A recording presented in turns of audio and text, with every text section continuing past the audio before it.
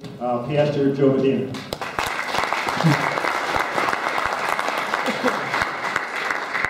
Thanks, Bob.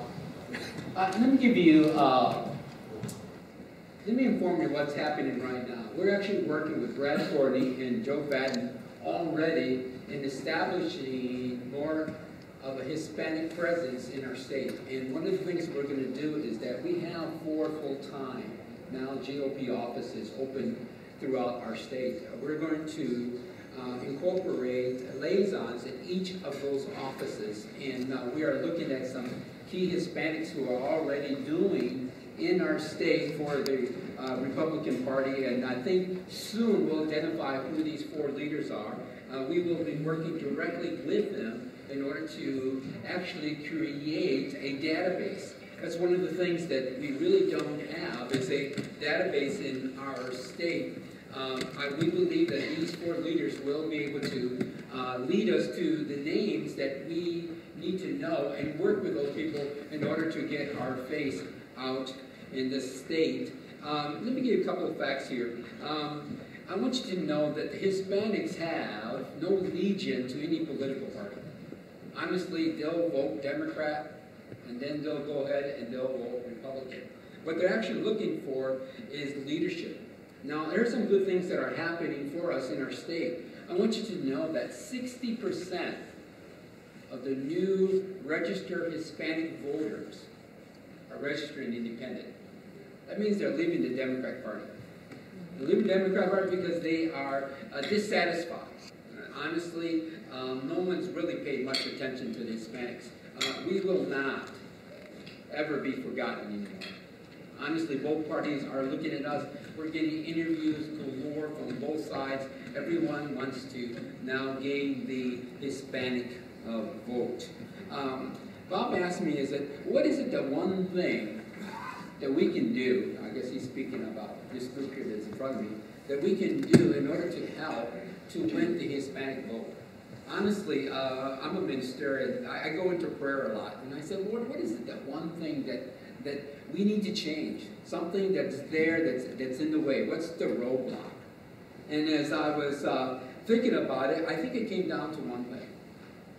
We need to quit stereotyping. I'm talking about our party. Honestly, as I hear throughout the state some of the comments that are made and comments that are made online and so forth, there's so much stereotyping going on. It's just simply incredible. Honestly, we don't feel very welcome. And so as I look at you and I'm looking at your eyes, I need your help. Because honestly, I want you to know that our leadership in the state is doing the right thing in order to reach out to Hispanics. But if we're going to be stereotyping them out loud with our tongue, we're going to scare them away. We're never going to win them, and so forth. I want you to know that the Democrats do a wonderful job in stereotyping the Republican Party towards the Hispanics. I want you to know that they're about making sure that they always know that the Republican Party is the party of white rich men. And we know that's not true. So honestly, I want you to know that stereotyping is really what needs to be erased.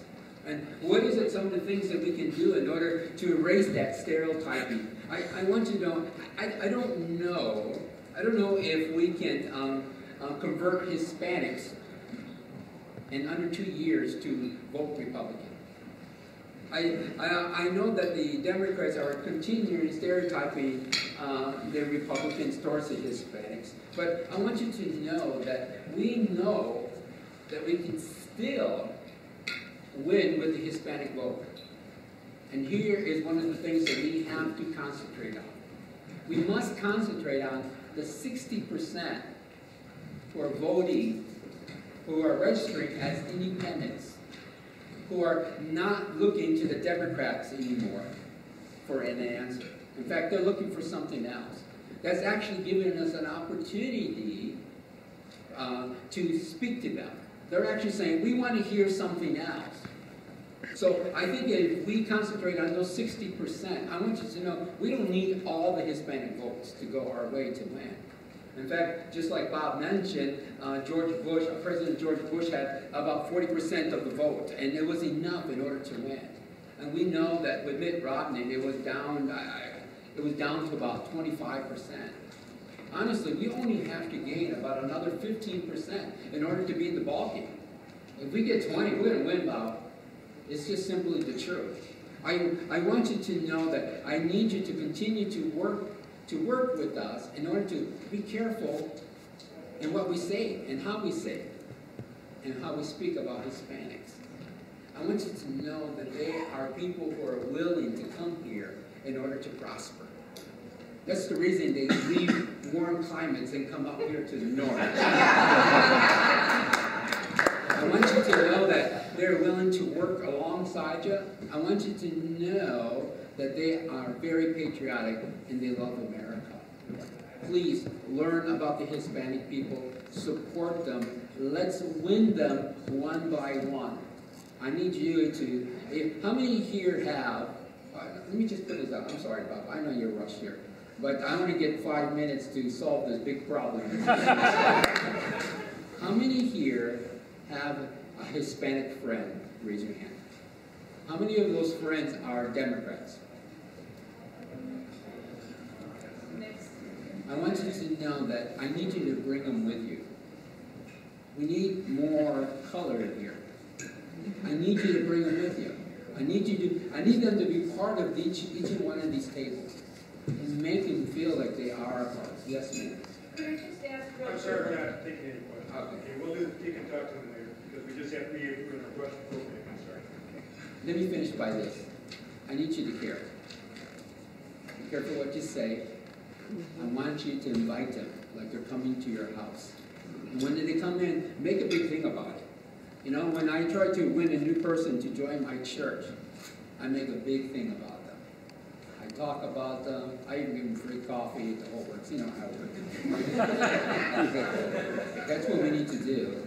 Let's open our hearts to them and do not close the door by letting your tongue get away. Let's invite them, make sure they feel welcome. Okay, Bob, we'll talk later.